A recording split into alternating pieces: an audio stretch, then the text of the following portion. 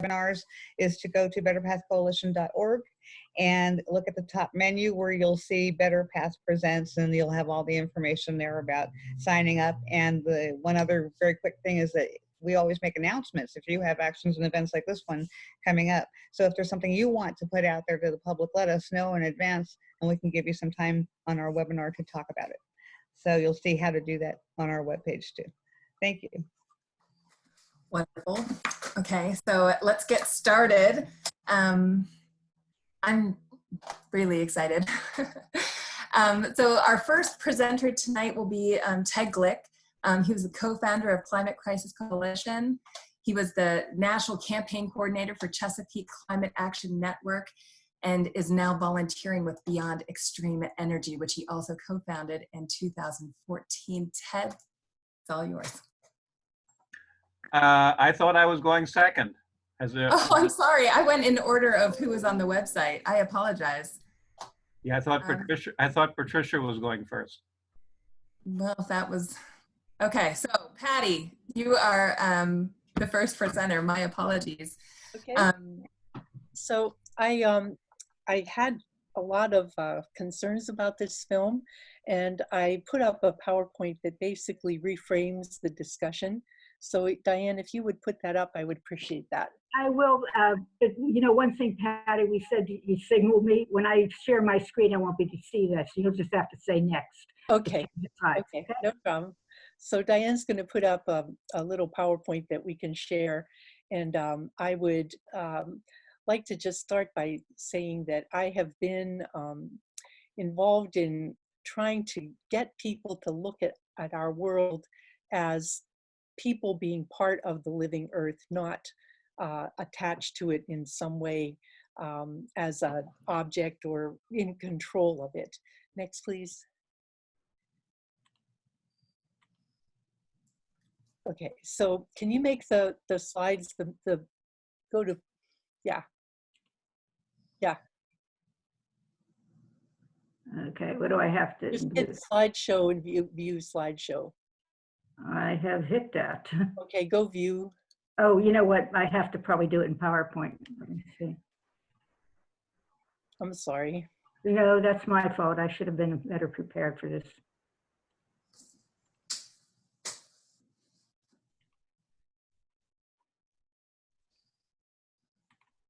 Well, while she's getting it bigger, I think the main thing that we have to remember is that we're part of the living earth, that all of the things that we need to support our life comes from having the energy of the sun reflected in fresh air, clean water, fertile ground, and all the biodiversity of species that constitute the integrated web of life, of which humans are but one part. And we cannot function without those services of the living earth. The other thing that happens is that we need to understand that we have put our living earth under stress. And could you put the next slide? Yep, hold on. Okay. And that the stress Diane, if you hit from current slide there, the second one in. Yeah, there. Now go next. And then the next, and then the next. Okay. Okay, so nope, one back. So go back one. Okay, so that life support system that depends on the living planet is in crisis right now because of burning fossil fuels, because of resource extraction as a way of getting the things that we need, because of our population getting bigger all around the world, and simultaneously having a hyperconsumption pattern. Next slide. And if everyone on the planet lived the way we do in our country, it would take 5.5 planet Earths to satisfy that level of hyperconsumption. We are about 6% of the world's population, and we use 35% of the world's resources. Next slide, please. And we are now facing a series of compounding existential crises, not only climate change and global pollution, especially from plastics, but we now have a pandemic, and this isn't going to be the last pandemic we see. Next slide. and this is partly because of the disruption of our natural world. We need to rebalance the social safety net with compassion and equity as priorities, and restore the environmental priority of our living earth, rather than allow the economy to dominate everything that we do. The gross domestic product is our measure of progress, our measure of success, and it has completely taken us out of balance. And if we continue in this direction, we will not have a living planet. We need to rebalance the environment, the economy, and the society into a sustainable balance. Next slide, please. And the impact that humans have on the earth has been studied through years, and usually it's described as the combination of population, affluence, and technology. And again, any one of these alone is not a factor all by itself, but when you have population issues and a population growing out of control and moving in a direction of greater affluence, one of the ways you can control population is to empower women. Women who are educated and have control over their own reproductive power do not have multiple children. Also reducing poverty so that people can be confident that they can have 1 or 2 children and they will live to be into the next generation. These are things that have a big significant impact on controlling population growth as the world goes forward. Secondly, affluence. We have to get ready to understand the concept of basic needs for all of us versus hyperconsumption by a few. If you look at the CO2 emissions as a world population issue, the top 10% of the population does 50% of the emissions, and the entire poorest 50% only does 10% of the emissions. So we really have become the super consumers and the super emitters, the super causers of climate change. And doing technology, and a lot of this film was talking about technology and how the technology answers were all flawed and were all doomed. You need to make appropriate technology to the task at hand and look at the primary principle of living in harmony with nature as you are applying technology. Next slide, please. And we're not talking about a transition. We're talking about a metamorphosis from one state of being to another, the way a caterpillar transforms into a butterfly. Next slide. We are looking at taking a different pathway to system solutions to address the system problems that we've accumulated, and renewable energy systems and using non-fossil based materials for the materials that we need, doing regenerative agriculture that captures carbon into the soil and makes a diversity of farm products, and then looking at, from the beginning, circular resource management, where we design things to be reused, repurposed, and recycled, not designed to go from raw material to trash, which is the predominant mode right now. Next slide, please. So we have to relook at what normal is when you're in harmony with nature. This is Donella Meadows, who wrote The Limits of Growth. She died of breast cancer a number of years ago, but she really put the human face on our humanity. We don't need large cars as status symbols. We need respect. You don't need a wardrobe like Imelda Marcos. You need to feel attractive. You need excitement, variety, and beauty. You need identity, community, challenge, acknowledgement, and you need to feel joy. Material things do not fill these needs for our humanness. We have to articulate ways to meet our non-material means with better human-to-human contact. Next, please. And we need to listen to our children. They've been screaming and declaring that we're in a climate emergency, and the things that we need to do are pretty straightforward. Stop subsidizing fossil fuels, in excess of $649 billion annually in just direct subsidies. That doesn't even count the indirect subsidies. Replace this with some kind of a bottom line tax deduction for people and small businesses. When this was in place until 1986, a lot of people were implementing efficiency changes, business innovations, because they could see a direct benefit to their bottom line. And we need to reinvest in communities, in workers and local economies, not more multinational corporations. Next slide. Next, other way. Okay, and we need to respect the rights of the living earth. This is our life support system. We need to reverse the primacy of mineral rights over surface rights. We need to preserve the ecosystem services, wetlands, grasslands, forests. They all depend on intact surface conditions. And all those of you who have been helping to fight on the fracking industry understand what a battle it is to try to preserve the surface land intact when you're faced with these industrial operations. We need to protect the living earth as a priority in law. Next, please. And we need to place priority on local action. This is one of the groups of Reimagine in Turtle Creek. And there have been Reimagine movements going on all across this whole region, all the way down through Appalachia. Now I understand there's a group in the South where we're looking at reinvesting in communities on ways to go forward without destroying the land and regenerating the land, regenerating communities, investing in people rather than in multinational corporations that have no allegiance to anybody. We have to reimagine America in harmony with nature. Next, please. And if we're going to have healthy people ever, we need to have a healthy environment and protect and care for the people who are the victims of social and humanitarian disruption. We need to reweave the social safety net so that all of us have a stake in the health and well-being of each citizen. And this is something that can be a driver of our policy decisions, looking at how do we take care of all of us, not how do we enrich some of us. Next, please. So this is not something that's completely off the wall.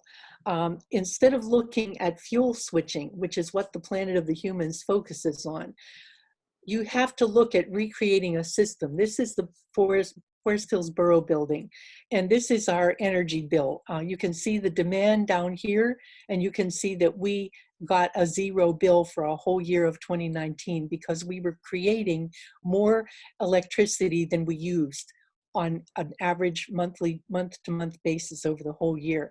We were meeting the demand that you see down there completely with the geothermal earth tube system that provides heating and cooling, with the passive solar design of the building and the photovoltaic system on the roof, even in the wintertime. This is not something that needs a breakthrough in technology. You just need to design in order to be using technology in appropriate ways. Commercial, residential, even industrial buildings can be built in a net zero mode with today's technology. Next, please. Almost done.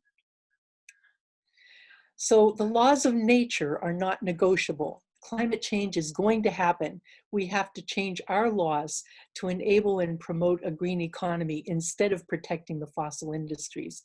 And I found this quote from the executive director of United Nations Environment Program. American policy is looking backward to a world that no longer exists. And we need to start looking forward. Next slide. So the public opinion about wanting action on climate change, this has just been ratified again by the climate action studies at Yale, and we have all the technology we need. What we don't have is the moral commitment to make the change on behalf of the next generation and to make it now. Next. So we need to marshal the people power for climate change, government-driven investments in the green economy, supporting innovation and skills development, social protection, especially for pensions and benefits of people in the fossil industries who are being displaced, consulting with our social partners, unions and employers, and looking for ways to have a healthy people and a healthy planet. These are essential. We have to be inclusive. We have to be reaching out to people who are most affected by climate change and include them in building the solutions. The Indigenous Peoples Congress had a whole declaration of the universal rights of Mother Earth, and I would love to talk about that a lot more, but I don't have time right now. So next one. I think that's the last one. Okay, so I think we need to look at adopting the precautionary principle as a guideline for our public policy, that we have to take responsibility not only to our own generation, but to those of the future. We are in a position to make excellent choices right now and invest in a different way forward, and not be drawn into the trap of looking at technology fixes so that we can just continue doing what we've always been doing. We need to look at rethinking what we have been doing and look at it in a different way in the context of our part in the natural world. Thank you. Thank you. Ted, if you would like to begin your presentation. Okay, all right. That was a really excellent presentation, Patricia, as I was watching, and I'm thinking, boy, this is a real contrast of the humans. I mean, yours was so visionary, it was to the point, factual, it wasn't distorted, et cetera, et cetera. So thanks an awful lot for that. That was very good.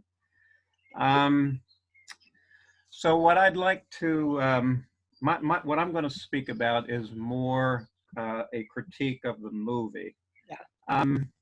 And I'd like to begin with putting out what this is what I wrote after having watched the movie and taken notes all the way through. What is the essential worldview that was put forward by the movie makers?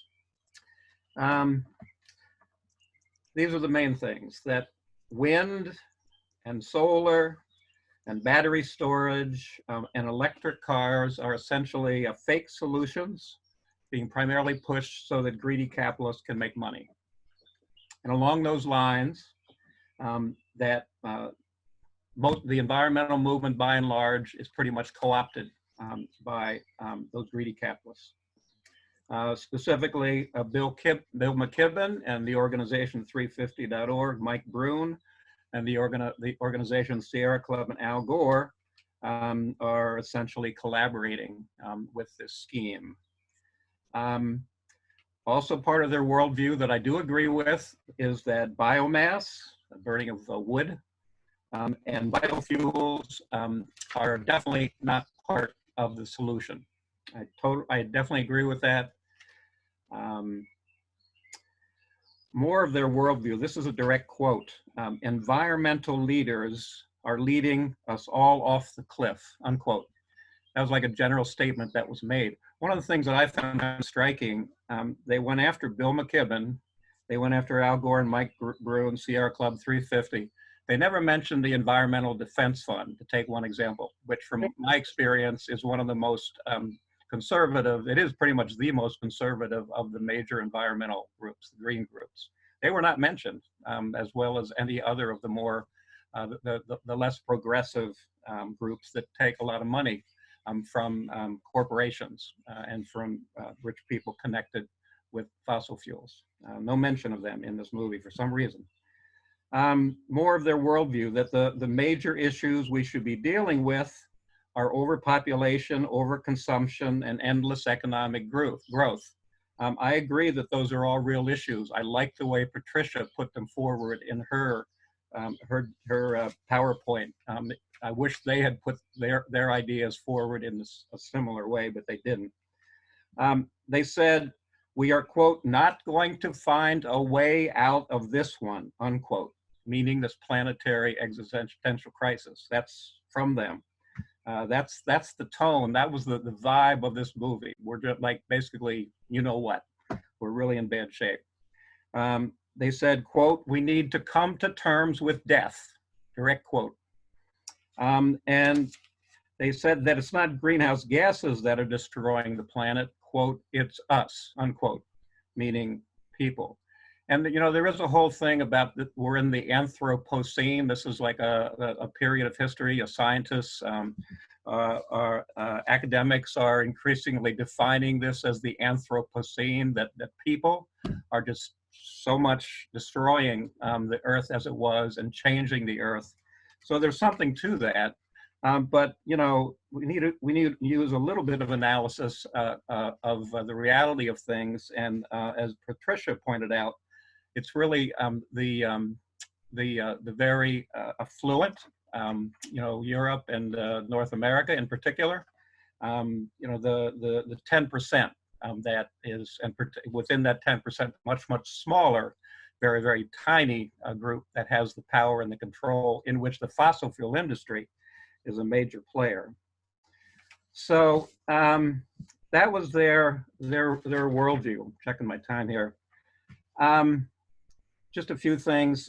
Their critique of solar and battery storage and so on was extremely sloppy and really dishonest. They use information and statistics from about 10 years ago.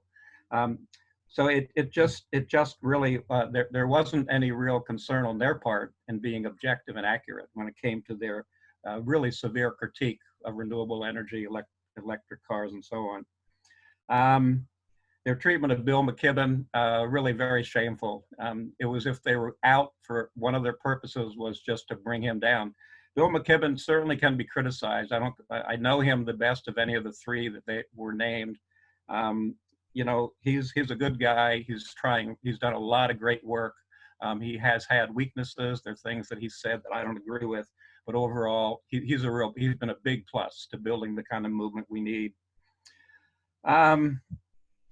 The other big thing that I was really offended by was this movie was put out on Earth Day on April 22nd on YouTube. And there was something else that was happening, of course, on Earth Day, which was there would have been a lot of demonstrations all over. Instead, one of the biggest things that was happening was something that was organized by young people, including a lot of young people of color. A organization, a coalition called the Future Coalition, which grew out of the global climate strike movement, Greta Thunberg and all the local climate strikes and so on. That grouping organized a 72-hour straight Earth Day live event. And so they put, and there was no mention, zero mention in this Planet of the Humans about young people stepping forward, the role that they're playing, the role they have been playing for at least, I mean, it's been longer than 2 years. It's like the last 2 years that there's been this really massive growth and activism that's come forward. No mention of that, no mention of that. Let me just read this. Where's the main, and they talked about, again, that the environmental movement has essentially been co-opted, taken over by people tied into corporations and to capitalism. But where's the main leadership right now in terms of the climate and the climate justice movement? And I would say it is primarily coming from young people. It was young people who are responsible for the fact that the Green New Deal, which is not exactly a pro-corporate or a pro-capitalist thing, they're definitely going to try to get in there if it becomes more and more real.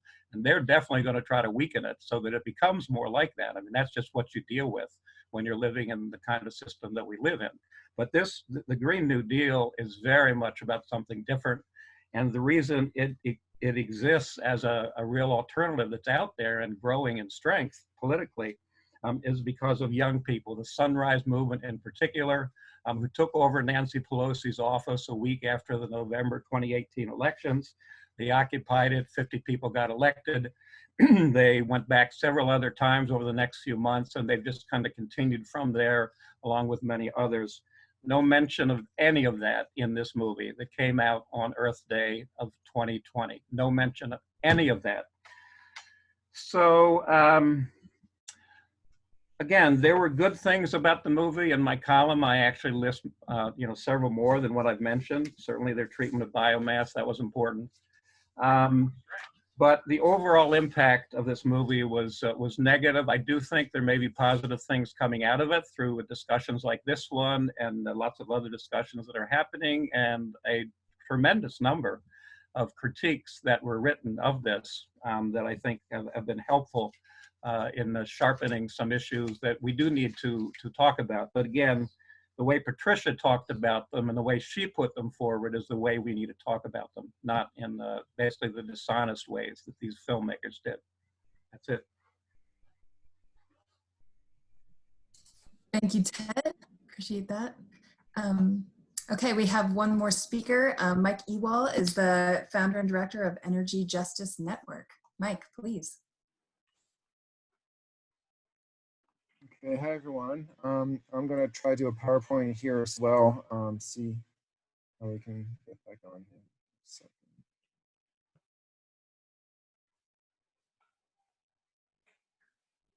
Can everyone hear me all right? Cool. Oh, host disabled participant screen sharing. Is there something Michael or someone can do to enable me to share my screen? Mike, can you let the participants share their screen?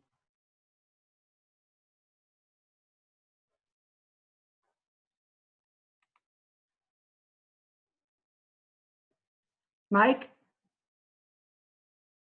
You're muted. Working on it maybe.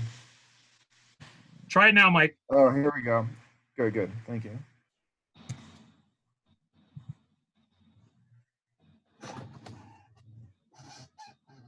All right, does that look right? Yep.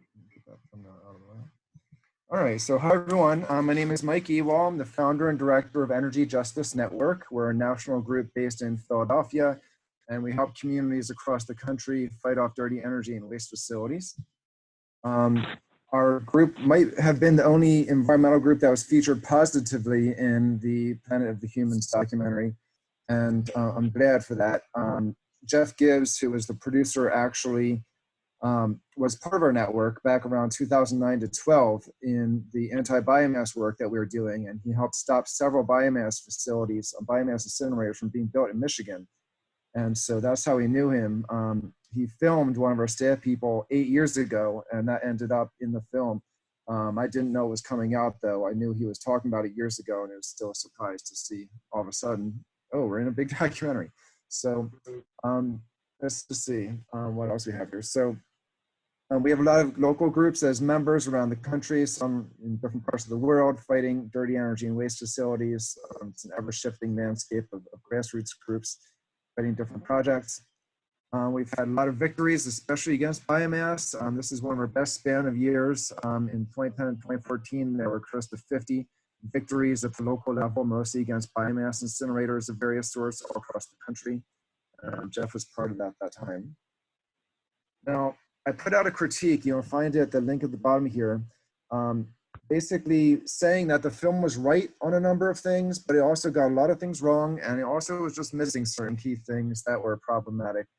So we wrote that up, and I encourage everyone to check out that critique if you haven't read it yet, because there's no way I can possibly cover that all in this. So I'm just going to kind of breeze through a selection of topics here, and then hopefully we can get some more things under Q&A. But I think the film was right to criticize biomass, biofuels, and hydrogen. It was right on some of the stuff about wind and solar, but it was also pretty wrong about it as well, and critiqued the wrong aspects of those things in some ways. It was, in my opinion, very right to go after mainstream environmental groups. I think they could have gone after even worse ones like Environmental Defense Fund, as Ted pointed out, but we'll come back to that in a moment. And it was right to talk about the need to reduce consumption and population. Now, they did get it wrong on a number of fronts, and I won't go through each of these right now, but I'll touch on some of it in this presentation, and you can find out more details on that critique with the link at the bottom. And some of the things they missed, I'll point out right now. One of the ones I'm really sad that they missed is critiquing nuclear power, because even though it's not renewable, it's often pushed as a clean energy technology, even though it's one of the dirtiest and racist and most destructive forms of power that we have, and most expensive. And yet this film is being used to prop up nuclear power by certain advocates, and also to prop up natural gas by others. And so I wish they would have done a good job of closing the door on that. And they also just failed to mention that there's a thriving grassroots environmental justice movement, not just young people, but people of color, frontline communities that are leading the struggle and have been for decades. Now, there are a lot of false solutions. I know I don't try to walk through all of them, but I just want to make clear that there are a bunch of policies that we see as problematic and a bunch of technologies that we see as problematic. And a lot of the things that are in the renewable category, like biomass and biofuels, I'm glad to see groups start to come around now, especially now that this film is out, and they act like, oh yeah, biomass and biofuels are terrible. It's like, well, that's not what you were saying 5-10 years ago, or the past 20 years that you were busy promoting it, but glad you're on our side now. It's been a slow pulling of the mainstream environmental movement to recognize that these are dirty forms of energy. And this film, it's nice that it helps people act as if they were there all along, even though that's not necessarily the case for a lot of people in the environmental community. There are also just a lot of the policies, including renewable portfolio standards, fossil fuel divestment, even the Green New Deal, which I think is a really good policy in general, but there are loopholes in that enable waste incineration, biomass, nuclear power, and carbon trading types of policies to be promoted if we're not careful about tightening up that language. There's also a lot of linguistic detoxification, particularly in the issues I work on around waste incineration. There are a lot of words that get shifted or turned into public relations terms that make bad things sound good. And I just wanted to let you all know that there's a whole wide world of that stuff out there that you need to watch out for. It makes it easy for people to start thinking good things about bad technologies. I'll skip over this, but these are just some of the bad things that are in things like Pennsylvania's alternative energy portfolio standard, including things that are The movie is right here. How long do you think we humans have? Oh, Come here. Go on mute, please mute yourself. Thank you. Okay. In our neighboring state of Maryland, we've been battling for many years against their renewable portfolio standard, which is a renewable energy mandate. Because dirty energy has been a majority of it for many years, since the very beginning until just about a couple years ago, where clean energy finally took over. And you have polluters in Pennsylvania and many states, as far as Tennessee and Michigan and beyond, that are being subsidized by ratepayers in Maryland.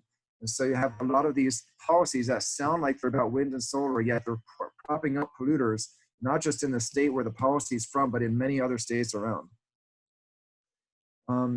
Fossil fuel divestment is one of the things I've written a strong critique of. You'll find it linked on one of the top links of that link at the bottom there on our climate page. That's something that Bill McKibben and his group have been putting a lot of energy into. And this is during a time period when hundreds of gas-fired power plants were proposed. Yet all this energy from students and others have been diverted into messing around with shifting capitalist investments from one set of bad companies to other sets of bad companies, which aren't even all getting out fossil fuels and might be shifting from Exxon to a bank that finances Exxon. And it's just not been very strategic. Meanwhile, hundreds of gas power plants are going up. And that's something that this energy should have been poured into if they were more strategic. So I do have a number of issues, not just with McKibben and 350, but the movement in general in some of their priorities. Now, a lot of the climate policies that we see, they're pretty bad. The ones being pushed by everyone from Kerry to Obama to Biden now to a lot of mainstream politicians. Any kind of climate or energy policy at the federal level has been so dirty that I would usually put it in the category of more harm than good. And you find the environmental justice movement coming out pretty strongly against it. What we need is something that says, we know where we want to go. We're going to mandate a shift to clean solutions and make sure clean is actually clean and not so-called clean nuclear power or clean natural gas or clean biomass, which none of which are clean, but actually say, this is where we're going, this is how we're going to do it in this time frame, and not play around with these market-based solutions that are basically designed to enable Wall Street to make money, but basically not change the status quo in a serious way. A lot of technologies out there are worse than coal.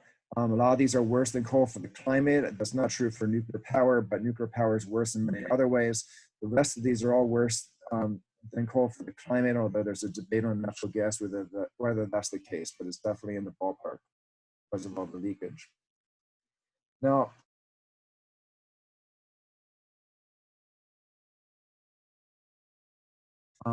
these things are basically the idea of a transition fuel. Transition is something that gets you from A to C by going through B.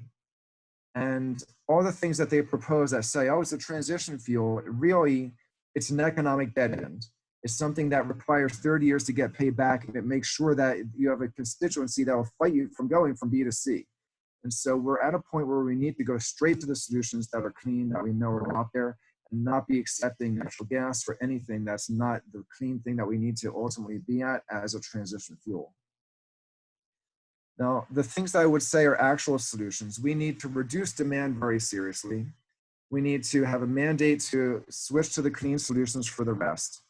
We need to move dirty energy subsidies, they're estimated at one point as over $70 billion a year, to the clean solutions, including getting at least half the military budget, which is essentially a major oil and gas subsidy, shifted to this transition. We need to recognize that zero waste and sustainable agriculture, including a plant-based diet, are also key parts to reducing greenhouse gases and making sure we get where we need to go. We cannot save the world without addressing those things as well. And finally, I put a zero here, that's not a typo, that in order to get any of these things done, and done right and done well, they need to be done with clean elections. We cannot get Congress to pass real policies that change the system when they're controlled by corporate interests. Sorry. Showing up some background noise here. So solutions include conservation first, then efficiency, then solar, wind, and energy storage, ocean when it's ready. We don't need to burn anything for the electricity sector or for most of the transportation heating sectors. There are non-burn alternatives for almost all of this stuff, and non-nuclear, of course. There's a study that I like a lot that came out of University of Delaware in 2012 that shows that with just wind, solar, and energy storage, we can meet our PJM, or multi-state regional grid that covers Pennsylvania, with 99.9% reliability with just wind, solar, and energy storage by 2030 without government subsidies. That blows away this notion that what do we do when the wind's not blowing and the sun's not shining? That is solved already. We already know that we need a modest amount of energy storage to balance it, and that the rest can be taken care of even with intermittent technologies. It's things like nuclear power that can't turn on and off easily that are actually a barrier to moving to the new economy based on things that are more flexible. The same kind of solutions apply to transportation, conservation, efficiency tactics. It's just that they look a little bit different than they do for electricity. Wind and solar powered electric vehicles are part of the solution as well. Now, there are problems with the materials for all these things, of course, but the difference between what we're talking about and what I consider in the dirty energy column are that once you create the machines, they stop polluting. With biomass or anything that burns anything, you have to keep growing things, keep mining things, keep burning things and creating air pollution, keep landfilling ash, and all of that is just creating more pollution per kilowatt hour. And that's the dividing line between what we consider clean and dirty energy. So even though there are things like neodymium and rare earth metals in wind turbines, for example, we can demand wind turbines that are free of those materials, and they exist. We should be talking about that and not condemn all wind energy just because there are problems with some types of it. With heating solutions, one of the more exciting examples I know about is from Alberta, Canada, where they meet 90% of their winter heating needs with solar from the previous summer stored underground in pools of water that are actually able to store the energy for that long. So innovative solutions like this, if they can work for a place as cold as Alberta, Canada, then there's no excuse for us burning things to heat buildings anywhere else in the US. So it's just one of many solutions that we have for heating as well. There's also on the waste issues, there's a zero waste hierarchy. This is something I developed that's used as an international standard for what zero waste means. And we need to go beyond the reduce, reuse, recycle, but do the whole paradigm here to make sure that by some estimates by EPA, 42% of the greenhouse gases in our economy are from materials management, from all the goods and things that we're buying and throwing away and buying again. So we need to address this to tackle the problems as well. Now, let me breeze through a few things from a biomass presentation I have. This is a URL where you can find more information on this. And this is one of the worst examples. This is where trees in the US are being cut down, shipped to Europe, and burned in a prior or former coal plant, which is now burning trees. And it's just like, it looks like Mordor. It's just awful to see how much of our forests are being destroyed. And all the fossil fuels it takes to chop them down, ship them across an ocean too is not helpful either. There are a lot of things that are masquerading as renewable energy, from trash to trees to grasses to landfill gases. We are critical of all of them. They're all polluting and unnecessary, although some of the gas-based things are unavoidable, so there are ways to do them right and not. And we have some nuance on those. The main difference between biomass and biofuels is biomass, when we're talking about that, we mean burning something for electricity or heat. whereas biofuels is converting something to liquid fuels to be burned for transportation fuel. Now, when I presented in New Hampshire recently, they're trying to build a biomass plant at Dartmouth College. We heard from folks in the northern part of the state that forests can't manage themselves. They need humans to manage them. In other words, cut them down to be managed, which is kind of ridiculous in my mind. So I put this slide together from Lord of the Rings. But forests have been managing themselves for as long as there have been forests. So they don't need humans to chop them down to take care of them. But this is what it looks like when even sustainable, so-called sustainable logging has happened for biomass projects. It's basically clear cuts with little patches of trees left that they claim are enough to enable recovery. We've also mapped on our website, energyjustice.net/map. We have all kinds of dirty energy and waste industries mapped here. And these are all the biomass incinerators in the country. And in McNeil, Vermont, in the McNeil Generating Station in Burlington, Vermont, is the one that we were featured in that Planet of the Humans film for exposing. And Josh Schlossberg, who was our staff person at the time, he put this map together on our website where he actually took pictures and showed the shapes of all the tracts of land over 2 years that were logged in Vermont just to feed that one burner, where Burlington, Vermont gets to say they're 100% renewable energy because of that. Is that chat directed me? Sorry. Okay, 50% over my limit. Okay, I was understood that we had 20 minutes. If I'm over that, then let me know. I'll just keep moving here until you tell me. Hey, Mike, So you're about there. I'm about there. Okay. So these are just pictures of the logging from that. Let me see some real quick things I can point out on the rest of it here.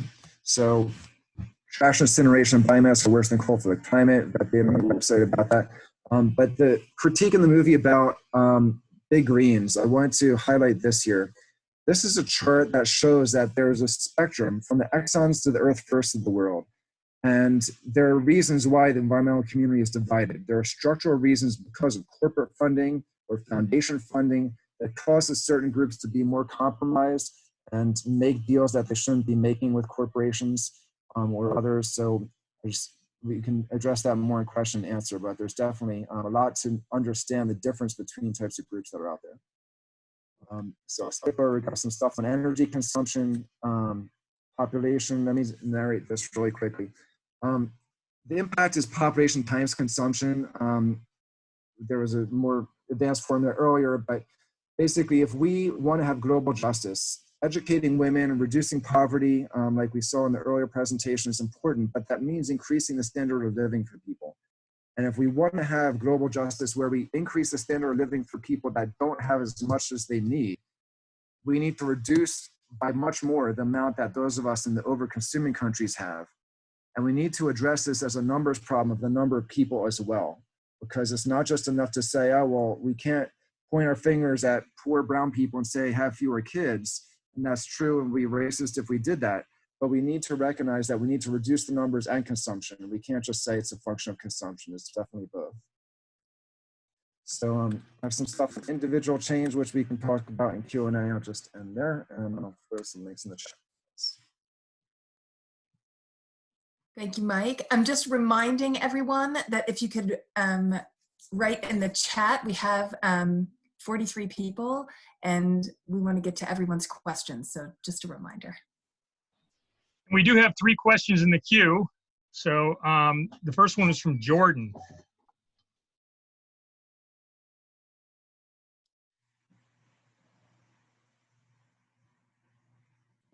And Jordan, if you could unmute yourself, you can ask that question.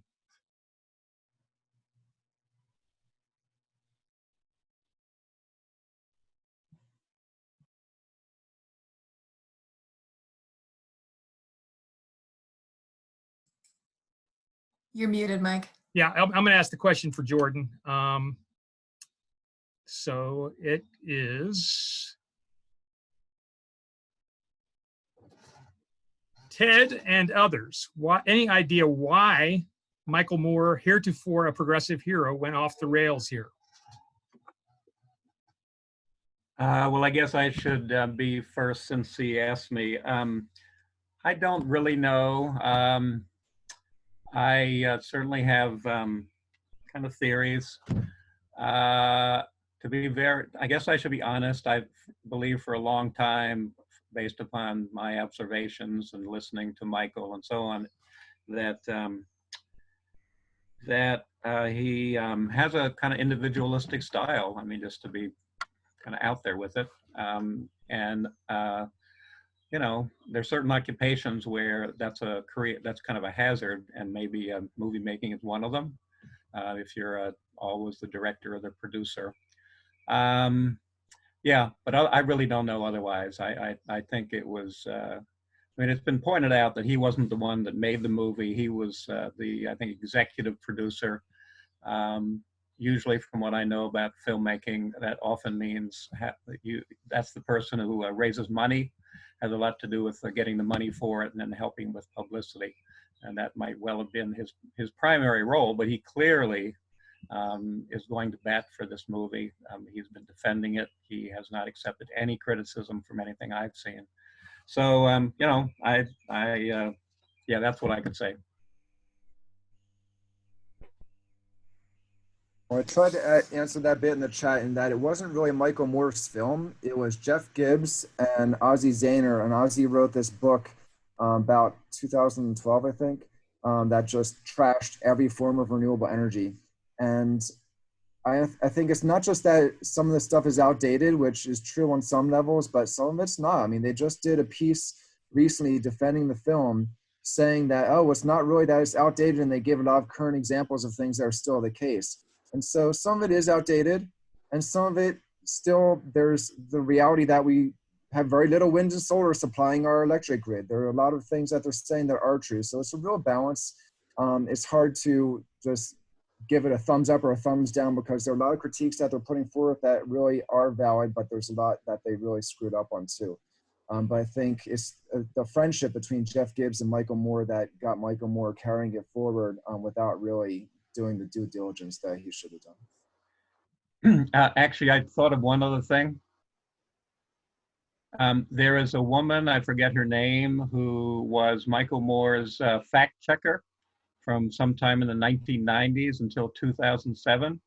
And on one of the email lists I'm on, in her I guess a Facebook post she put up was sent out, and she essentially said that she thinks that she knew Jeff Gibbs, and she didn't like the guy. She didn't like his politics, and maybe more than that. And she felt that Jeff Gibbs had essentially gotten to Michael Moore and came to this movie. So that's the information I can provide.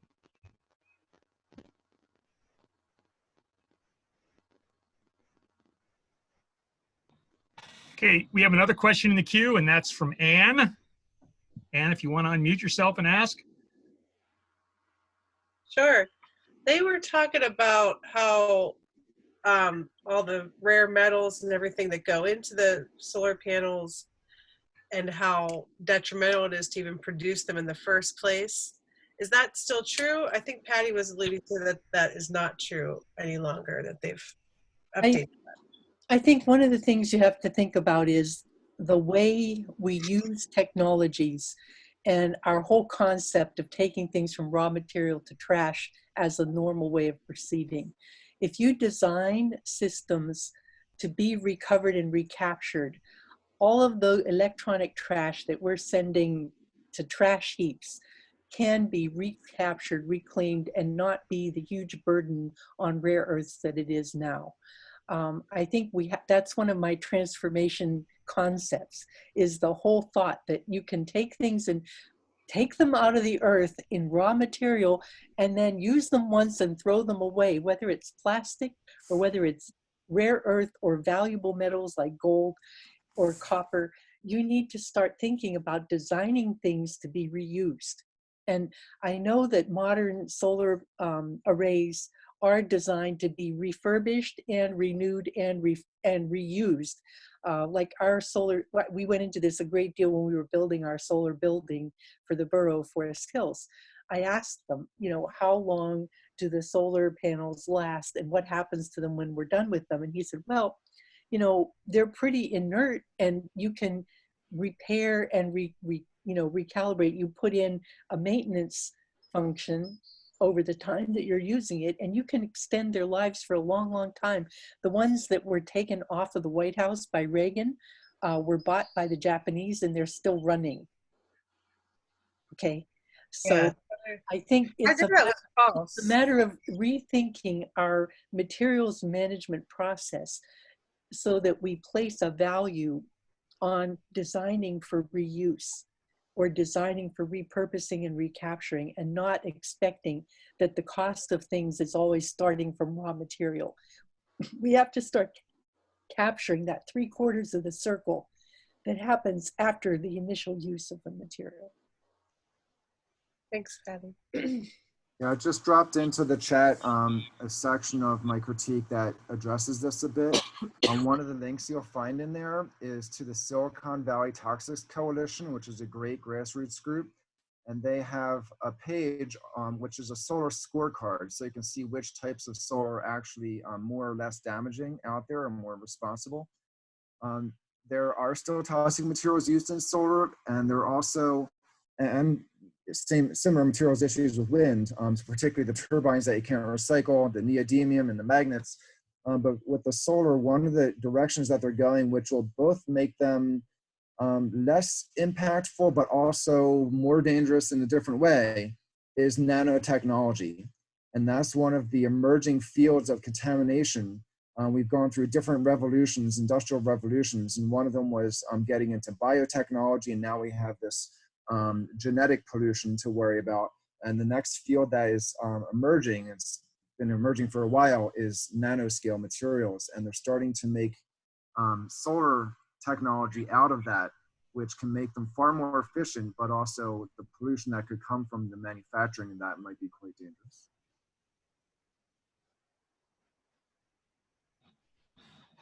John Detweiler, you're up. Can Oh, I I'm just sorry. say one thing on top of what Mike just said? The whole concept of nanotechnology, again, if you're looking at bioeffect when you're beginning to evaluate using new technologies, that's the place where you begin screening out things like materials that produce endocrine disruption. We have so many of them now in our regular food supply, in our regular daily use, because the standard of bioactivity has not been applied rigorously. In the current EPA and FDA, that isn't something that is considered a standard. The precaution in preventing endocrine disruption has just been abandoned. Sorry. So John, you're up. Well, I had a question, but I think to some extent the question has answered itself, or we're demonstrating the answer to the question, but I'll state the question anyway, was how do we go about leaving the movie behind? Because the movie to me is an ego trip by Jeff Gibbs. It was not a good piece of work. He's essentially threw a big rock into a mud puddle and splashed everybody with it. How do we leave the movie behind and talk about the issues, not in terms of the movie having raised the issues, because it did a bad job of raising a lot of the issues, but simply to identify the issues, leave this baggage behind and get on with how do we deal with the issues. And I think, you know, I agree generally with all the presenters. We need a transformation, and we need a transformation in governance where we say, this is what we need, and we're smart enough to figure out which paths take us there and which paths don't. And we're going to stop throwing money at people who are trying to sell us some solution that, you know, we know better. How do we stop throwing money at the big greens and the big corporations and bring about a transformation in governance? And, you know, the movie didn't do that, but these issues that we've been talking about, you know, would be issues whether or not there had been a movie.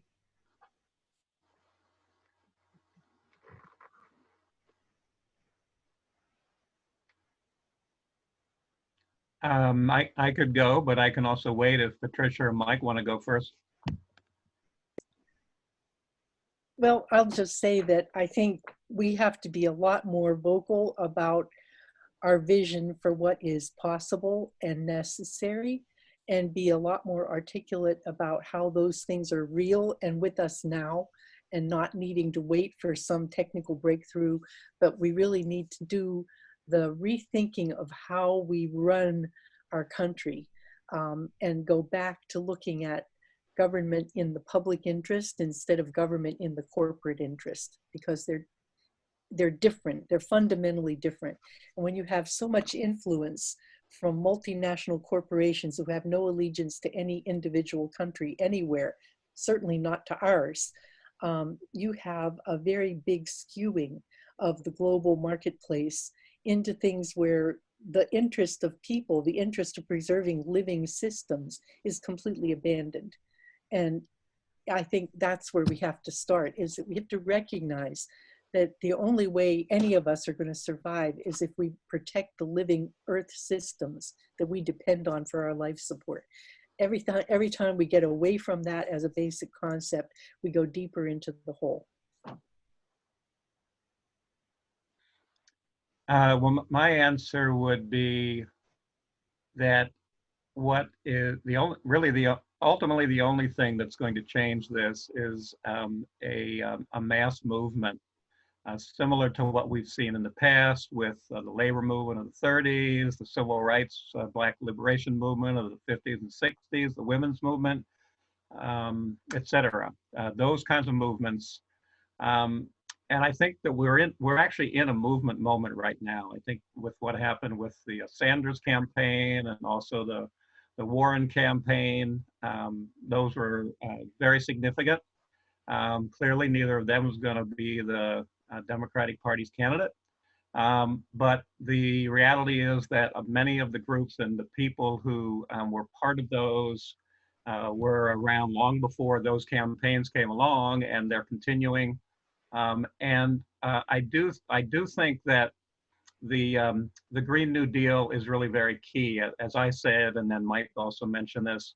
There's no question that a Green New Deal in Maine could be content. There's no question about that. That's the reality of the way politics is right now in the United States. Hopefully, there'll be some change in the right direction in the election in November. But you know, the corporate interests are still very, very strong in both of the parties. Definitely in the Republican, but also in the Democrat. So that's what we're contending with. The fossil fuel industry is very much part of all of that, a major part of it. Although actually they're a lot less a part of it than they used to be. They are much less powerful. They're in big trouble, actually. Coal and oil and gas are really fighting for their lives economically. You know, we can't go into all of that on this call, but it is a reality. There's good news in that they're really in crisis, and renewable energy and electric cars and battery storage are very much on the upswing. Yeah, but I would say again, I think the Green New Deal right now is very key, both politically and just practically, that if we can get something that it's not just the energy transition that we need, energy revolution we need, but does it in a way that provides creation that totally is so needed. I mean, with this pandemic, it becomes so much more important because of the unemployment rate is just so massive. And also a Green New Deal that's all about justice. It's all about racial justice, environmental justice, the communities that have been most impacted by the fossil fuel companies with the air pollution and the water pollution and the land pollution and so on. So yeah, that's how I see it. So just draw people's attention to some of the things I'm dropping in the chat. Well, Patty put in and Citizens United, and totally agree. Citizens United opened the floodgates for more corporate money in our elections, but that really started in 1886 when they said corporations are people and have equal protection rights. And then in the 1970s when they passed other Supreme Court decisions like Buckley versus Vallejo, which said money in elections equals free speech. So it wasn't like we didn't have a corporate controlled government before 2010 Citizens United decisions. So when you talk about that, please at least go back to the 70s and talk about the need to overturn those decisions too.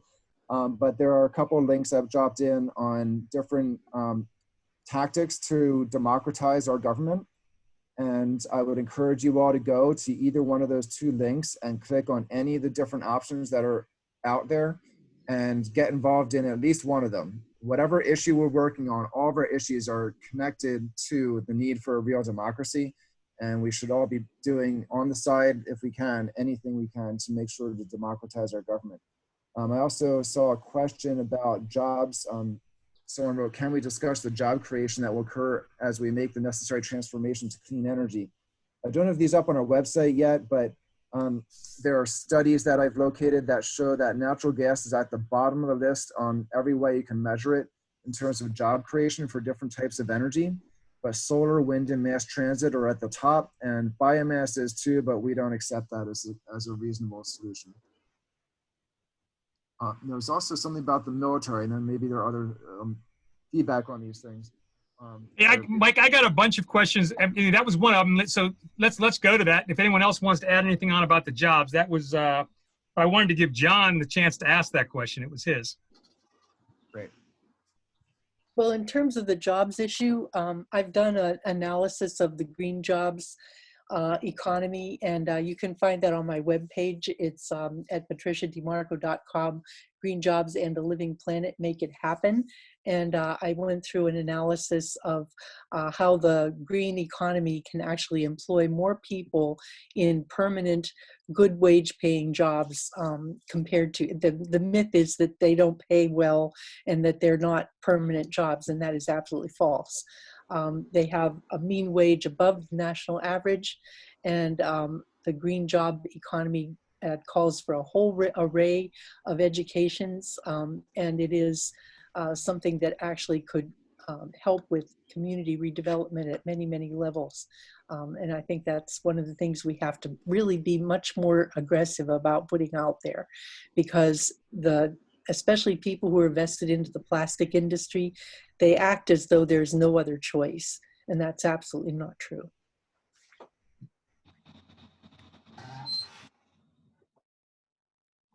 Ted, Mike, you want to hop on that? And if not, I got another question. Not me. On the jobs one, I already touched on. You already answered it, yeah. So Renzi, you're up. Hey everyone, my name is Renzi. Hi. So my question has to do with basically I guess it falls into the military a little bit, that question about the military, but it has to do with addressing things that are happening right now. I mean, not talking about how we'd like things to be and want to mold them, but addressing a very big problem that's happening now, and it's happening in the name of green technology a lot of the times. And the question I wrote in chat is, how should we address the egregious acts that have been done to communities in the global south, especially to children, like the child miners in the Congo, and that in the name of green technology?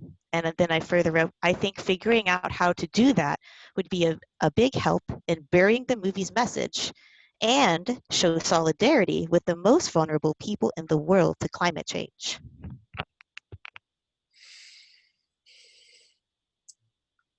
I'll jump in on that first. So this is not just a thing with green technology. This is a thing with cell phones, with laptops, with anything with electronics in it, including all the other kinds of power plants that we're also opposed to. So I think we need a movement that starts making demands around this stuff. Instead of just saying, I want wind power in some kind of policy, say, I want wind power that doesn't have neodymium being mined in ethnic minority parts of China with the massive devastation that comes with it. And our movement has not shown any inkling of getting that specific about what kind of wind power we'll accept. We need to do that for all sorts of things. And it's just a matter of when does it become a priority to go after these certain types of sources for materials. I'd like to agree with that. First of all, we do not necessarily need to go to the most exotic mode of production just because it's high tech and slightly more efficient. The whole concept of appropriate technology is suiting the technology and the energy intensity to the task. And so, for example, for the quarter of our emissions that come from building, heating and cooling, if you require a national passive solar design building code, for example, you will immediately reduce not only the demand for energy for a large sector of our energy consumption pattern, but you also will use things that do not have exogenous material requirements. Normal construction equipment put into a passive solar design oriented to the south with windows and roof lines can go a long way toward meeting the energy needs of a building. And if you put in a geothermal earth tube system for the heating and cooling, you can meet most of the load of that building. And you don't need a huge solar array to meet the plug load for a commercial or a residential building. And these kinds of things can be done with far, far fewer total resource consumption per unit of need. And I think that's what we have to start looking at, is how do we meet our needs without making sure that nobody else on the planet does well. I mean, we have to look at things like the United Nations Sustainability Development Goals, which calls on all of us to help each other move into a better state of living without obliterating the capability of the planet to support the population of the Earth. We have to start seeing ourselves as part of the living Earth, not subjugating it to our will. There are whole categories of things that we shouldn't do. I mean, do we really need palm oil if it means sacrificing whole ecosystems and wiping off the face of the earth little creatures that otherwise have nowhere to live? I mean, I can do without palm oil, right? You have no idea how many things it's in until you start trying to do that. We have allowed ourselves to become dependent on a very resource intensive way of life. And it's almost double what it was in 1950. Are you really twice as well off as you were in 1950? Those of you who can remember it. I mean, really and truly, we have manufactured needs. I mean, do you need a bathroom for each bedroom? I mean, does every house have to have 25 rooms? I don't get it, you know? We have to look at what our needs are and start focusing on how we can have more people meet their basic needs without exhausting the capacity of the earth to provide essentials. And I think putting the national standards for things like energy efficient construction, if we had passed a national solar building code in 1992, when it was being pushed for broadly, think of all the things that have been built since then that could have been passive solar design instead. Even now, things are going up left, right, and everywhere that if they were all put up on a passive solar design would be using much less intensity of energy of all kinds. Yeah, I like what Mike said, and I like what Patricia said. So I think probably should move on.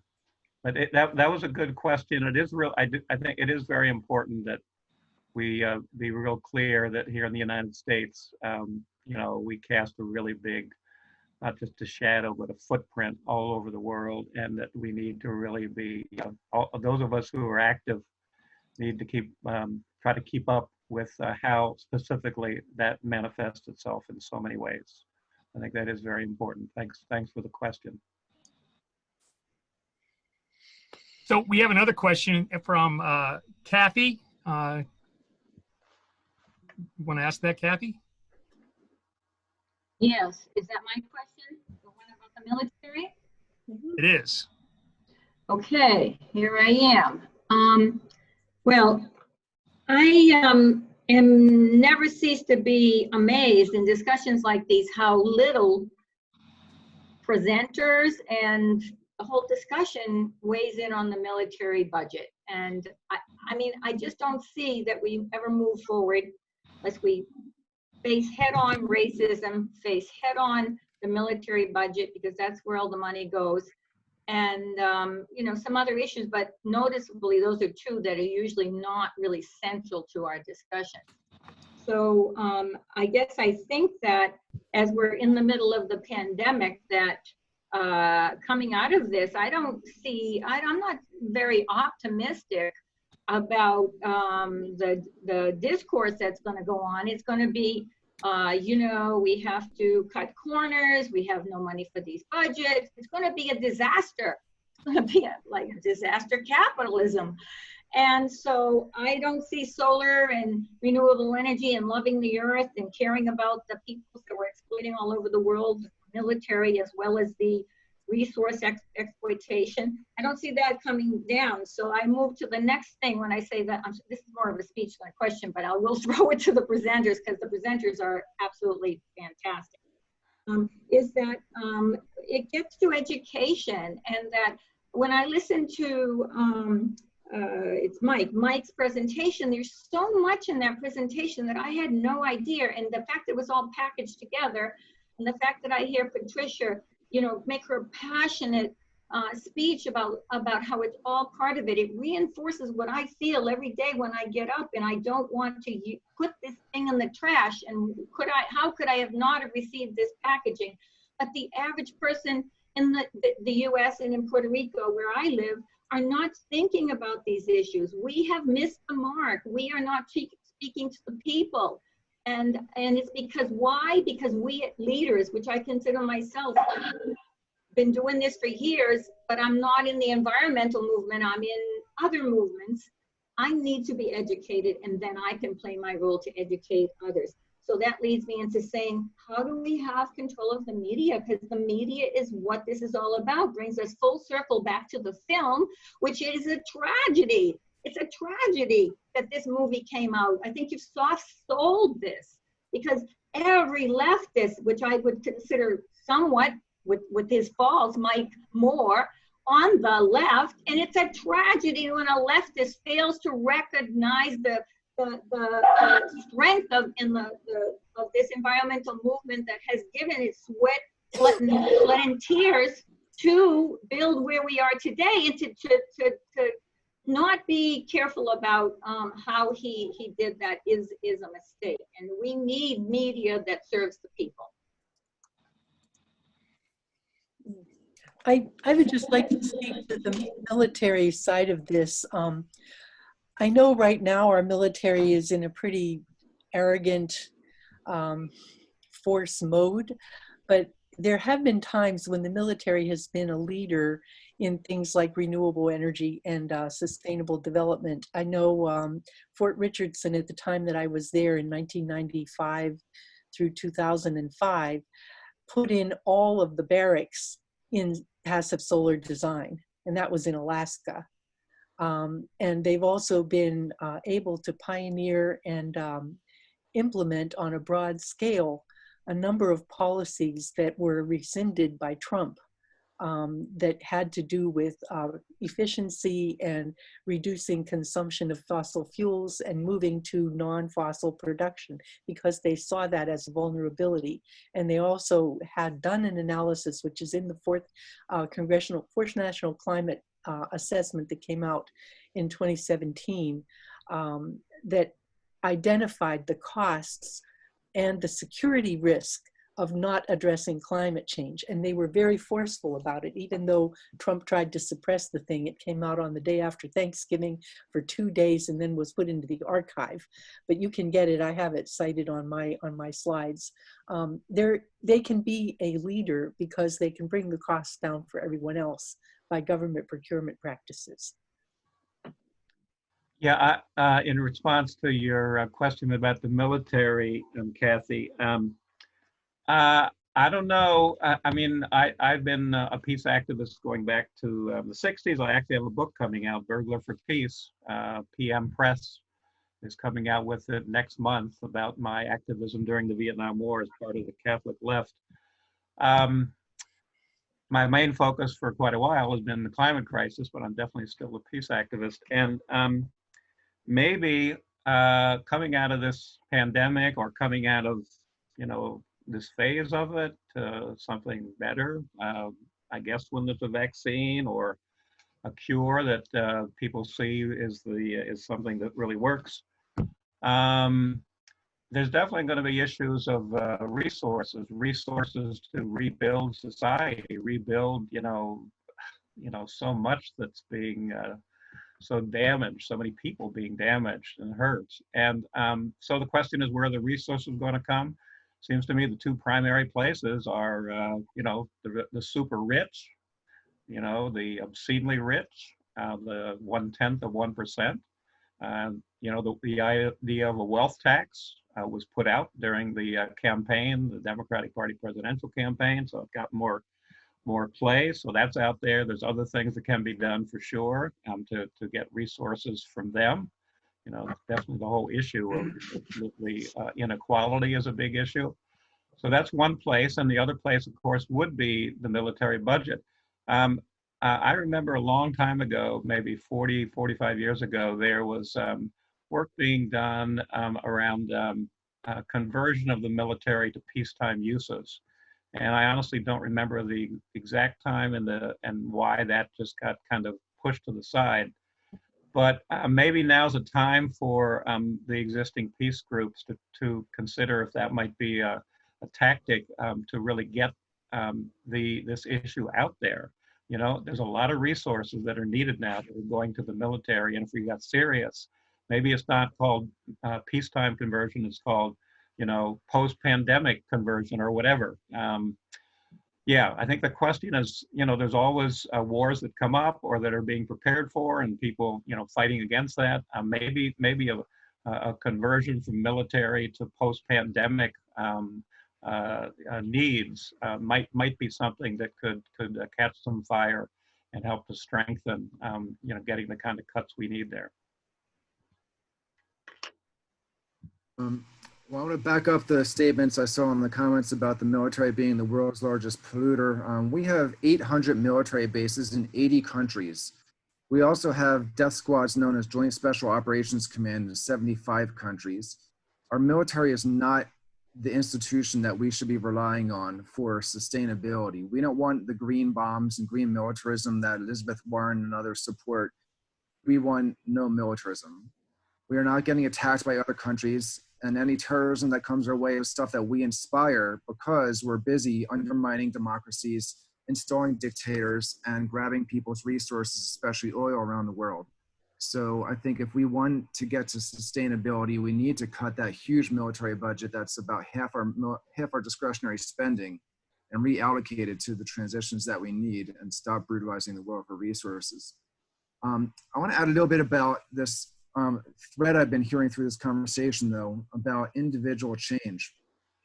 I want to tell a little story real quick. So when I was at Penn State University in my undergrad, I once saw a pickup truck and it had two stickers on it. One was a pro-logging sticker. It was like, have you hugged a logger today? And the other just had 3 words on it. It said, Smokey needs you. And I was blown away by how those 2 stickers can be on the same truck. And especially about how that second sticker, Smokey needs you, didn't have the message on it. It just said those 3 words. And it made me think, who funds Smokey the Bear? Like, I knew instantly, I saw that sticker and like, oh, it's Smokey the Bear. He wants me to prevent forest fires, right? And I'm like, how did they get so successful that they don't even have to print the message on the sticker anymore? It's just a key to unlock a message that's already in my head, right? And so I looked into it and found that the Ad Council is this entity that's supported by literally half of the top 100 corporations in our country. And they brag that we see 400 impressions per year on average in this country. More than once a day, we see an Ad Council ad that is telling us we're the cause of social problems. Only you could prevent forest fires. Don't screw with the corporate world that is behind the Ad Council that's trying to distract you and focus on your individual behavior. Focus on yourself as the solution. And so when we get into these discussions about, oh, what can I do? How can I not use a plastic bag and all that stuff, which is important to do all those individual changes. But we need to make sure that we're focusing primarily on changing institutions so that we get the change at the scale that we need to do what we need to do, because we cannot change this world one individual habit at a time. That kind of brings us to the next question, Jim. I'm going to say before I let Jim go on, we're rapidly approaching 8:30, which was our proposed ending time. I'll stay here as long as anybody wants to, but I don't want to hold our our panelists here, and I don't want to hold you here either. But anyway, Jim, you're up.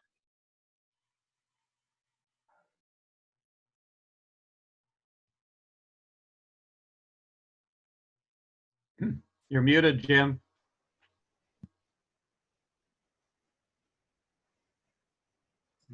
Sorry, sorry.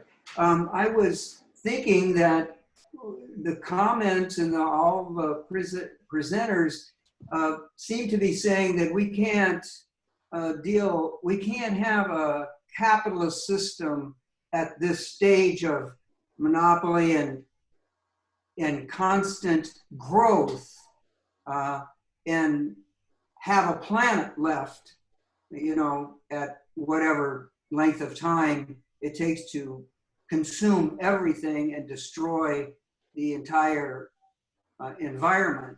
But nobody's kind of coming out and saying that clearly or mentioning the economic system itself. I don't think that well, I just wonder if the presenters can say something about how we would get to the systemic change we need. And I want to say that, by the way, as a statement, Michael Moore's movie was instructive to me. I'm kind of like more of a anti-imperialist person and all that. So I didn't know that the Sierra Club, you know, I didn't know any of that stuff. So I thought the film was pretty darn good. And of course, I didn't know any of the technical imperfections of and erroneous information that you are asserting here. And I'm going to look into it. But it was frankly frightening to me and pretty impressive. Anyway, if we can't have capitalism running things, where are we going? A lot of groups that call themselves anti-capitalist, they seem to have this theory that if we just individually change what we do, then the system's going to crumble. Or if we sell enough lefty rags to each other and sign you up for a newsletter, we're going to change the system. Or eventually we're going to have this critical mass where all the workers are going to revolt. And that just seems unrealistic. And they've been talking about that for decades. And I'd like to have concrete steps where we actually get closer to dismantling the beast that we're trying to dismantle. And that's why some of the stuff I posted earlier with the links about how do we democratize our elections, I think that is one critical starting point. We can't get where we need to go when someone with ideas that aren't even that radical, like Bernie Sanders, who most people in the country actually, if polled just on the issues they believe in, would line up with him pretty well. And yet he can't even get through this electoral system because it's rigged against him in so many ways. It's an undemocratic system. And so we need to redesign our elections so that we can have better people even be able to end up in office. That's part of it. We also have to have concrete demands and campaigns that create or that basically change from a capitalist to a socialist type of system like they already have in lots of places in the country where they have public power. That's socialism. Just like public libraries, public roads, public all kinds of things, public schools, public power is a way to take the profit motive out of power production. And it's not always democratic, so we need to fight and make sure they're democratically run as well so that people's voices are heard and you don't have giant Tennessee Valley Authority type of entities building nuclear reactors and coal plants instead of wind and solar. So there are a lot of things we can work on to democratize and socialize the system one piece at a time without seeing this as one giant thing where we have to smash capitalism on the way home from work or not. I'd like to just say that capitalism without the balance of a regulatory process that operates in the public interest is going to lead to tyranny. And we're pretty far down the road where capitalism is going forward in the business interest. The corporations are running things and they're doing things, getting government off the back of business ever since Reagan. We've been eroding and eroding and eroding since the early 70s and before. And we need to reestablish what is government for. It is to protect the public interest, the public interest. And I teach public policy. to juniors and seniors in college. And when I ask them first day of class, what's your idea of the public interest? Concept absent. We don't teach civics anymore. So people don't understand that citizenship is an obligation. It isn't just something that happens to you. Freedom doesn't mean you can do whatever you want, wherever you want, in any way you want. It means that we have a mutual contract of care for each other, and that collective care for each other has to include care for the earth that we live on. And that is the public interest. Corporate interest is different. That has an accountability not to the people, but to the shareholders. It has a responsibility to generate profits for the people who own the company. And maybe the collective corporate interests of all the corporations might add up to the public interest, but not when they're all multinational corporations that have more money in the system than the individual citizens. I think we need to get back to a system where the government operates for the people and not for the corporations. And if that's socialism, I'm for it, because this system we have right now is going to take us right down, the spiral into, a really, really bad situation that we can't reverse. The laws of nature are not negotiable. You can't compromise. They're going to go forward whether or not we agree with them. You can try legislating them out of the way and it doesn't work. The laws of nature are not negotiable, and we have to start recognizing that and operating as though we are more in common as humans, as people, than we are different in politics or religion or race. We need to be careful that we protect our life support system from ourselves. And the only way to do that is with a government that has a checks and balance that actually works.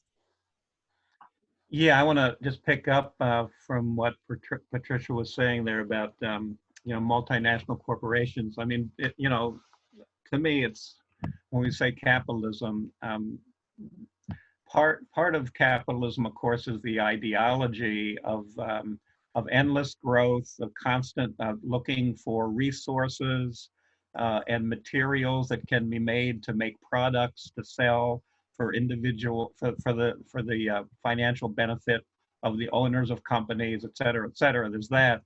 But today, what we're talking about, really, when we're talking about our economic system, is ruled by corporations, by giant transnational corporations. That's the system that is destroying the world. It is destroying the ecosystems of the world, and we're seeing all the ramifications. So that's I guess my first point.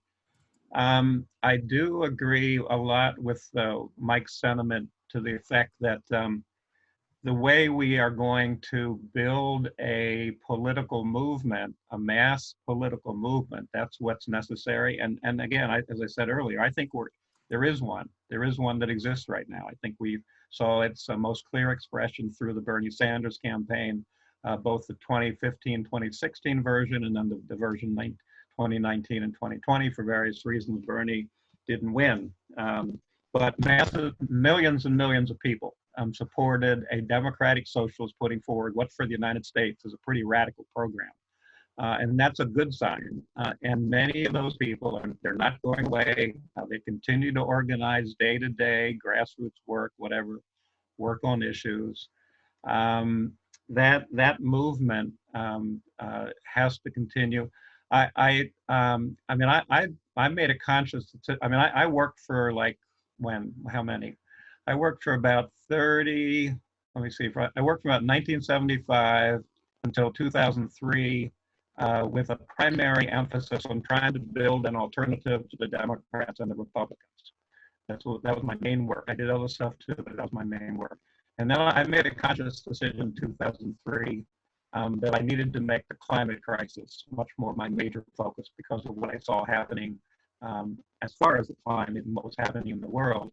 And so I continued to be connected with that that kind of work and that approach, but I really felt it was best if I used whatever skills and talents and resources I had to try to prevent the climate catastrophe that I saw clearly coming down the pike much quicker than I had thought before 2003. So in many ways, I haven't changed. I continue to see that. What I do think is a positive thing is that, and again, this is where the Green New Deal, I think, is so important, that the issue of climate is, so many people now see it as interconnected with the issues of economic injustice, of racism, of just a number of other issues. It's interrelated with other issues, social justice, racial justice, economic justice, climate justice. They can't be separated. They're all of a piece. And the Green New Deal is the best example of what can begin to get us out of kind of the way we have been in our politics, which has led us to, you know, what we are facing in terms of all the threats to us. So that's what I see, Jim, going back to your question. I mean, I don't see the Green New Deal as the thing that is the only thing, but that idea, that concept that links issues with climate being central to it and environmental issues being central, but is much more than that. That's what I think can move us away from corporate domination and towards you know, a government and an economy of the people, by the people, for the people, whether it's called socialism or something else.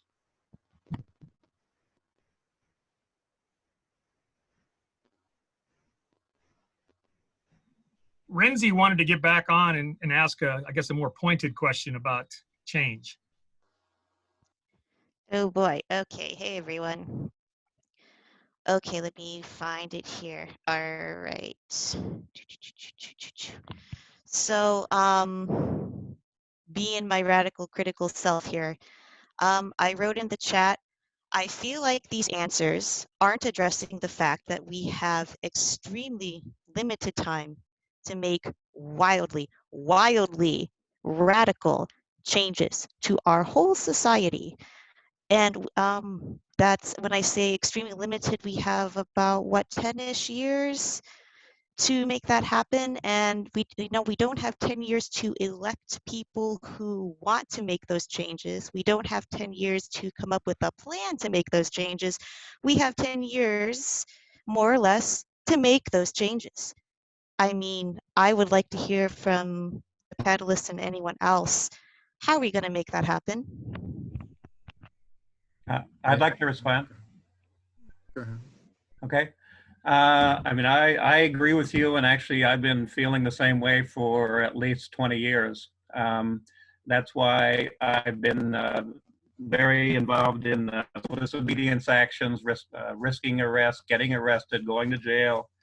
And that's why I've been involved in doing hunger strikes. The last one I did was 18 days in front of the Federal Energy Regulatory Commission in DC with 12 other people, part of Beyond Extreme Energy. We definitely do need to take actions that are stronger actions that are, as you say, Renzi, are appropriate for the seriousness of the crisis that we're in.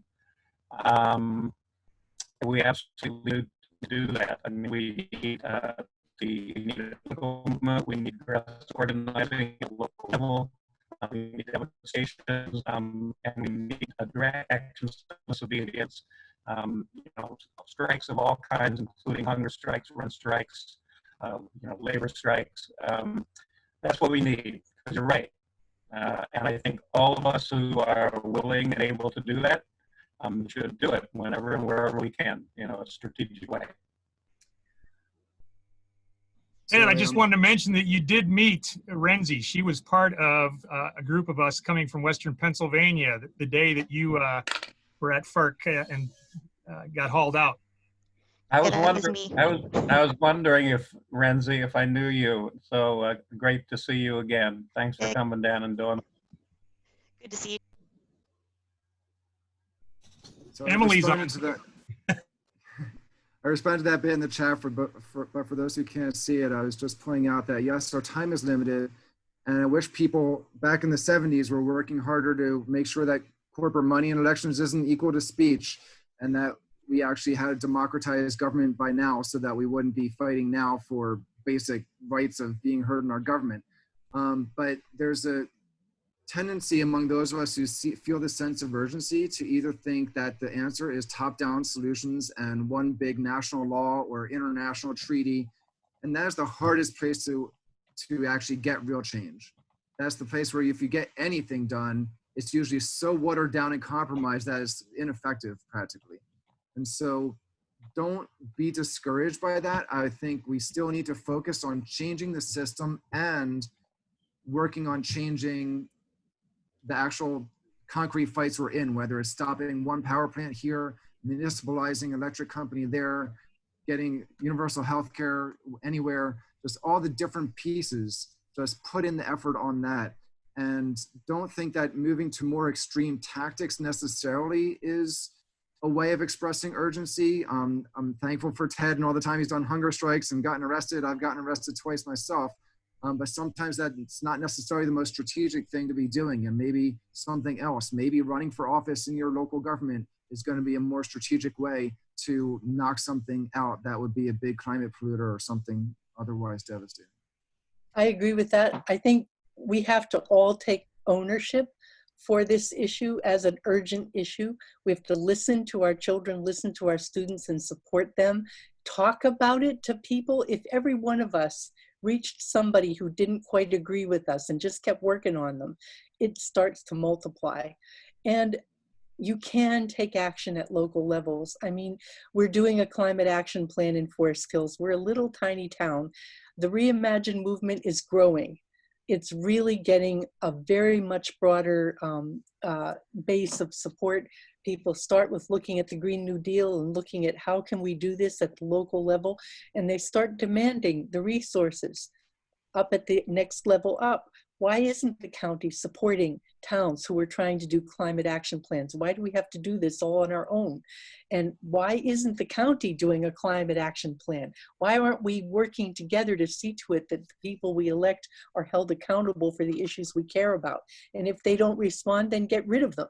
I mean, Summerlee is in the fight of her life because she's being challenged by a fracking advocate. You know, I mean, good grief.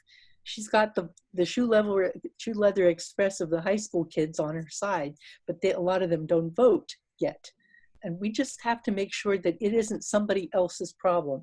This is a problem for all of us, and we can all do something. We can all do a great deal if we just take it seriously and, you know, do it every day. I know many of you here, I see Diane, I see the other Diane, and I see Anita Prezio and, you know, Joe and Wanda, and, you know, all these people. We are all living what we're trying to do, you know, but we need to be confident of success and bring everybody into the tent and make it okay and positive to work on climate action, not weird. You know I have a lot of colleagues and family members who think, oh no, here's Patty, we're going to get the speech again. Well, too bad, okay? That's the price of having my company and I cook, right? So the thing is, it has to be part of our life. Getting your family to go vegetarian when they're meat eaters, it's a battle, okay? It's a battle. And you go one step forward and two back and three forward and one back, but you have to keep hacking away at it, you know? Let me add a little bit to that, and that is, don't get caught up in the individual thing. Make sure whatever you're doing, even if it's local level, is institutional change, but also recognize that we have the wind at our backs. Change is happening faster than change has happened before. And there are a lot of converging reasons for that, including the fact that resources that we rely on, including fossil fuels, are peaking. We've used up half of the coal that we're economically able to get out of the ground almost 20 years ago in this country. We are peaking in oil, we're peaking in natural gas, even though they're finding more through fracking, it's still peaking. Uranium, all these resources, it's becoming economically easier to move to alternatives because the stuff we rely on is not cheap anymore and available anymore. Yep. So there's that, and things like the pandemic. God, just in a few months, we've seen air pollution levels go down. We've seen Republicans start talking about socialist policies like giving everyone a check.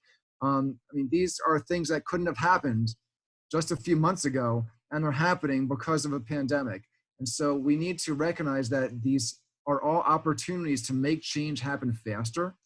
And the other side is doing the same thing. They're trying to figure out, how do we make things more authoritarian? How do we get more money to the top 1% or 1/10 of 1%?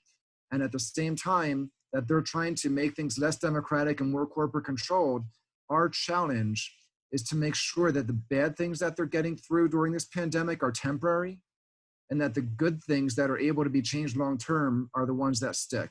So just view this as an organizing opportunity, but know that something that needs to happen in 10 years is going to happen quicker than you ever imagined, because these things keep changing and compounding the change with each other. Well, I'm gonna break in. We're at 8:46 and gonna wrap this up. I wanna thank the presenters for joining us today. This is incredibly informative, and I hope we all leave this Zoom call and disseminate this information into our communities. You know, we need mass changes in a rapid state. So thank you so much for coming. We really appreciate you joining us, and have a wonderful night. Thank you. Yeah, thanks to you organizers. I'm glad you all did this. Yes. Well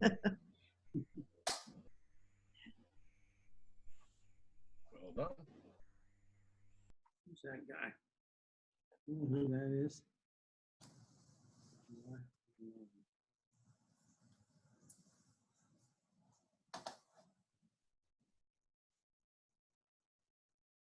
Good job, Leslie.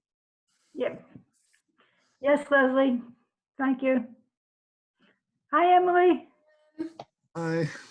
Hi, Emily. Thank you. Hi, Terry. Thank you, Patricia, Mike. Yep. Ed, I guess he's Yeah, off. thank you. It's fantastic story. Here. How do you You think did it a went? terrific job. Thank you so much. Yeah, good. It was great. It was awesome, really. Is there any follow-up you had in mind from this? That's a good question. I mean, so many issues arose, you know, and it almost seems like something that we should think about, you know, take an issue, because you can only do so much in one webinar, you know. Yeah, this was a lot of stuff. Yeah, unpacked a lot here. But maybe we could, you know, we'll have to talk about it. Maybe we can organize something a little while down the road to drill down deeper. Mhm. Okay. If you want to look at local ordinances that can be adopted at local level to promote renewable energy standards and efficiency in buildings and things like that, be happy to talk about that. Okay. You know, one of the things that I wish she'd have told us she was coming, but it would have been a real good person to weigh in on the militarism question, was Medea Benjamin was on here at the beginning. Yeah, I saw her. She jumped off. Yeah, but it would have been interesting to hear her take on that as well. But yeah. Okay, I'll see you guys later. Thank you so much. Thank you so much. Thanks, everyone. Bye-bye. Take care of Bye, yourself, Mike. Michael. Bye-bye. Nice job, Leslie. Thanks. I thought that flowed pretty well. Yeah, thanks for doing the questions. Thanks for texting me about wrapping up. I was just engrossed. I wasn't trying to press you. I was wondering if you were going to do it, because No, I was just listening to everybody talking. I wasn't thinking about it at all. So thank you. I appreciate it. I think 15 minutes over